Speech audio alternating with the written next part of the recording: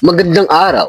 Kayo ay nakikinig sa DZRM 96.7 FM at ito ang Barangay Bangayan, Boses ng Masa. Narito ang una nating segment na Usapang Baha. Sa unang tanong po, pwede po bang malaman ang inyong pangalan, posisyon, at gaano po kayo katagal nagsiserve sa barangay? Ako si Angelito Papa. Ang posisyon ko rito ay Barangay Kagawad. Nagsiserve ako rito noong panahon ng 21 taon na nanunungkulan dito sa barangay.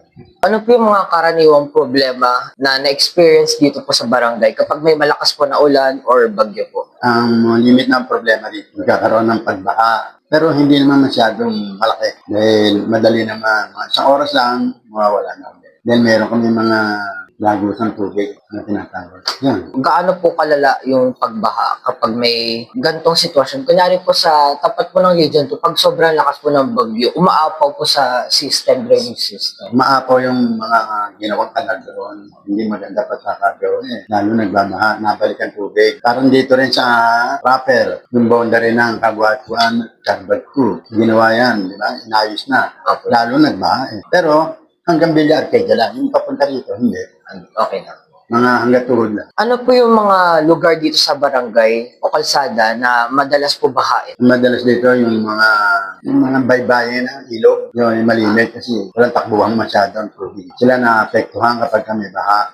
Nabalik sa kanila tubig. Kaya bumabaha sa kanila. Minsan, inabot pa na hanggang bewang, hanggang dibdib. Taas din po. Oo, malaki. Malaki talaga. Pero dito, sa proper, sa kalye, wala. Okay. Ano po yung mga karaniwang concerns po o reklamo ng mga residente kapag may pagbaha po? Malimit dito ang reklamo nila. Hindi, baka hindi nyo inaayos ang daan ng tubig. Baka nababarahan ng mga basura. Inareklamo. Pero lagi namin nililinis. Dahil nga lamang talaga. Pagka dumadating yung mga ganyang pag-ulan, papunta doon, mula rito, papaganoon. Ang nangyayari, barado ro sa kabila. Dito, hindi babalik na naman. Yun ang nagiging problema. Dapat talaga always na nililinis ang daan ng mga kanal. Minsan talaga, pasaway talaga yung mga residente. May tapong pa ng tapong. Patingin po ninyo, ano po yung mga pangunahing dahilan kung bakit po nagkakaroon ng pagbaha at pagbabara dito sa mga drainage system po natin? Dahil nga sa hindi pag-cooperate ng ating mga constituent dito,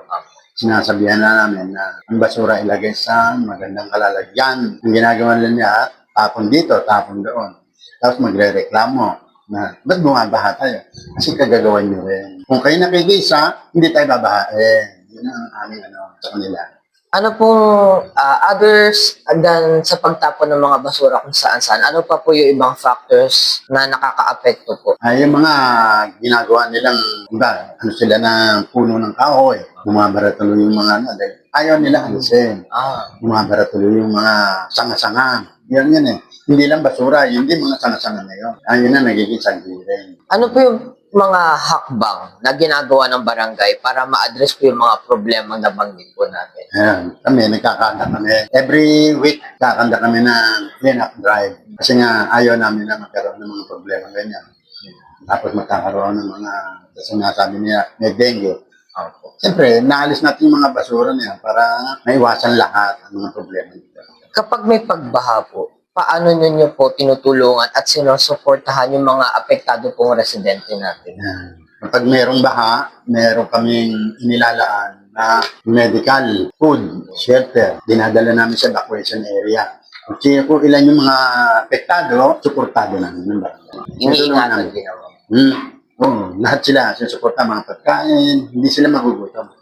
May mga long-term plans o proyekto po ba ang barangay para mabawasan o maiwasan ang pagbaha sa hinaharap po natin? Sa ngayon doon sa aming lugar sa Manggahan, merong nasira, dalo yung tubig. Nasira yung mga takip, nagkaroon ng barangay. Pero na-forward na namin sa city hall. Nagagawain na ng barangay, pupondohan. Kaya yun, ongoing na. Malapit na. So more on reconstruction na po tayo. Gagawin Naayos na. para maayos na. Sa tingin ninyo po, ano po yung mga hamon or mga challenges na kinakaharap po ninyo sa pagtugon sa mga problema po? Ang aming challenge sa hinaan nila, gusto namin magkaroon ng pagkakaisa.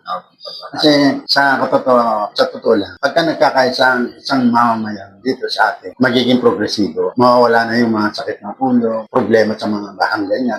Makaisa lang para sa kasi ang barangay, lagi naman nakatutok sa Ano po yung inyong mapapayo po sa mga residente para makatulong sa pag-iwas o pagbaha? Ayan, minsan, kami rin, kakaroon kami ng tatawag, kakaroon kami ng mga tarpaulin, kung anong gagawin nila, saan dadalhin ang basura, kung paano maiiwasan niya. Pinatatawag sila at pinaliliwanag dito sa barangay pagka nag-assembly, pinaliliwanag ang magiging epekto pag hindi kayo nakiisa. Sa tingin po ninyo, bakit mahalagang matugunan agad ang issue ng pagbaha sa barangay? Kapag ito ay hindi inaksyonan, malaki ang epekto na magaganap dito. Kaya kami nagkakaisa rin, 1 for all, or for all. So makikita naman po natin dito po sa barangay na nagtutulungan po talaga and nais po pong iwasan itong problema natin. Kailangan din po ng kooperasyon ng mga tao dito po sa ating barangay. Kasi kapag walang kooperasyon mga tao, kahit na anong sipag mo Opo, dito wala. sa ating barangay, useless. Kaya kailangan makipagtalas-tasan para maiwasan. Opo. So yun na naman po. Ay, yun Thank lang. you po sa lahat po ng naging responses ninyo po. Opo. And yun lang po. Thank you po. Thank you.